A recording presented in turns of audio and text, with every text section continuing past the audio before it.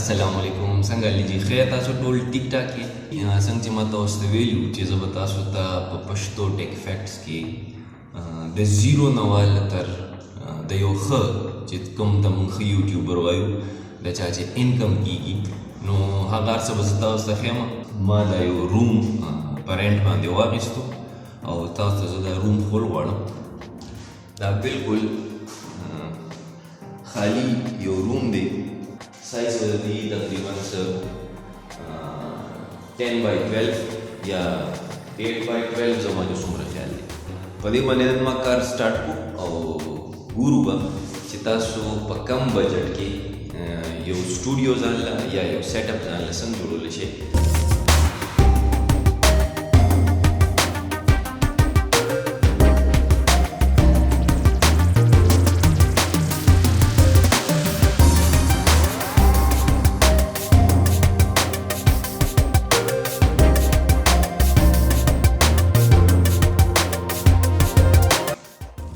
جناب دا پرده چې ما لګوله نو دا تاسو پکې دې شي سوچ کوئ چې دا ګرین سکرین نو لګاو کروما لپاره، خو دا ګرین سکرین نه دی بلکې دا چې دی دا پرده ده. ځکه چې اخوا سټریټ دی ګلۍ ده نو هغه ښکارېده نو دا ما پرده اخیستې وه د ګرین سکرین لپاره مې اخیستې وه هسې، خو ګرین سکرین به مونږ بل ځای ته کړو. راځئ دا جی یو وایټ بورډ دی ما ماشومانه له اخیستی و کوم ځای کې ماشومان دا به ستاسو ډېر په کار راځي.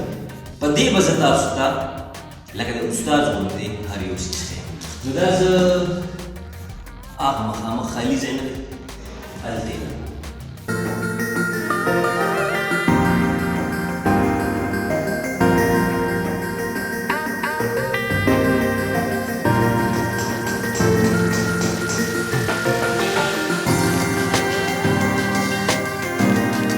دلته چې دی کې میخ لګول دي ځکه چې هغه حقونه یې خراب شوي دي که نه نو عقل نه به کار اخلې. دا ماته داسې پلاستیک غوندې ښکاري فارمیکه ده که نه نو دا میخ دی او دا لایټر دی. ګورئ ورته ښه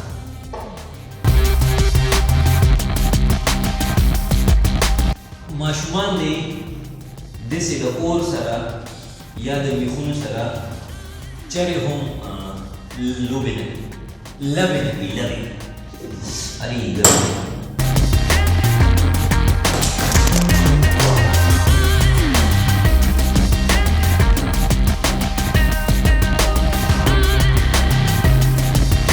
او جي دا بورډ چې دی دا د ستاسو د زده کړې لپاره دی او یقین وکړئ چې د دې بورډ نه به تاسو ته ډېر څه ښیم څه چې ما په ډېره موده کې زده کړي.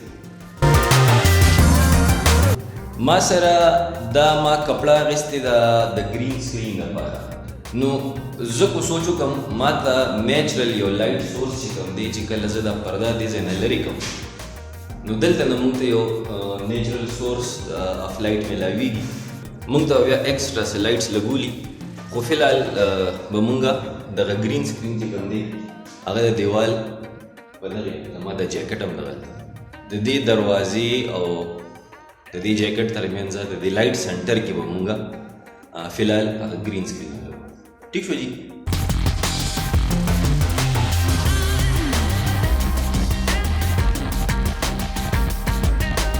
دا جي هغه کپړه ده تاسو وګورئ دا نارمل د پردې کپړه ده.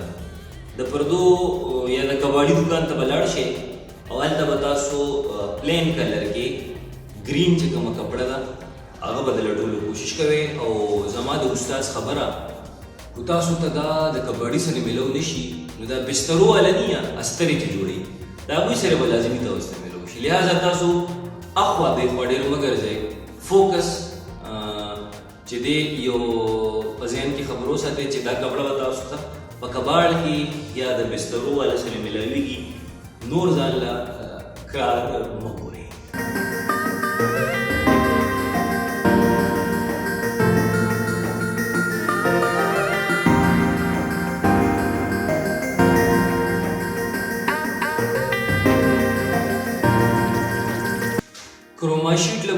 بل یو ساينس هم نشته د ټولو نه چې کوم بیسیک شی دی هغه دا چې ستاسو چې کوم بیک ګراوند دی هغې ته یو خو لایټ پراپر میلاویږي او دویم دا چې په هغې کې سلوټونه یعنې هغه چونې چونې دي چونې چونې پېژنې که نه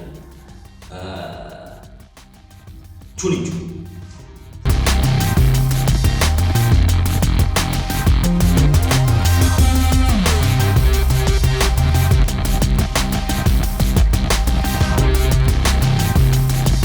تاسو وکتل چې دا بالکل اوس سټریچ شو خوا ته به ځو لږ تاسو ته ښیم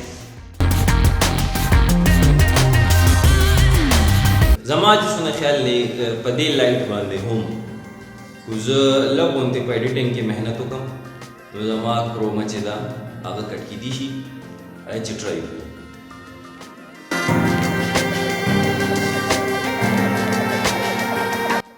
دا چې د دې ریزلټ دی بغیر د لایټ نه فلال او چې کله په دې پراپر لایټ وشي نو بیا به د دې کوالټي تاسو ته نوره هم بهتره ښکاري مزید کار طرف ته